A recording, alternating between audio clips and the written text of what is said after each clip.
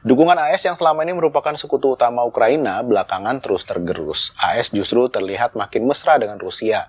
Di tengah situasi tak menentu ini, Presiden Ukraina Volodymyr Zelensky menyatakan siap mundur demi keanggotaan Ukraina di Pakta Pertahanan Atlantik Utara atau NATO. Ia bersedia melepaskan jabatannya itu jika hal itu membawa perdamaian di Ukraina.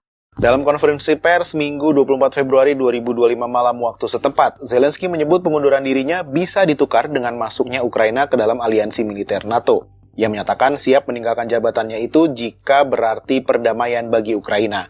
Di tengah konflik berkepanjangan ini, AS yang merupakan sekutu Ukraina justru menyerang dengan pernyataan menyudutkan. Presiden AS Donald Trump menekan Zelensky dengan mendorong agar pemilihan umum segera dilakukan di Ukraina. Sebelumnya, Trump bahkan menyebut Zelensky dengan cemoohan diktator tanpa pemilu. Diketahui sesuai undang-undang di Ukraina, penyelenggaraan pemilu tak dilakukan selama keadaan darurat. Ukraina mendeklarasikan keadaan darurat sejak Rusia menginvasi pada Februari 2022. Kritik Donald Trump terhadap Zelensky terus disuarakan dan semakin memperburuk hubungan antara kedua pemimpin itu dalam beberapa pekan terakhir. Sebab Zelensky menentang pemilihan umum dilangsungkan di tengah perang sesuai undang-undang Ukraina. Adapun Trump mengklaim tingkat persetujuan warga Ukraina terhadap Zelensky sangat rendah. Namun pernyataan itu disangkal Zelensky dengan mengatakan klaim Trump soal persetujuan publik terhadap dirinya merupakan pernyataan palsu yang berbahaya. Namun ia tak menyalahkan Presiden AS itu. Ia meyakini kesalahan itu merupakan dampak misinformasi yang diterima Donald Trump.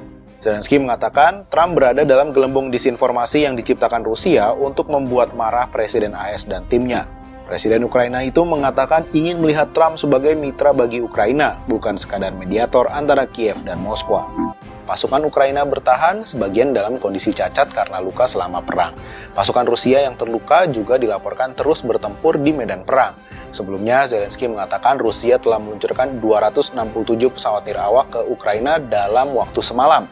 Serangan itu merupakan serangan yang lebih besar dibanding serangan tunggal biasanya.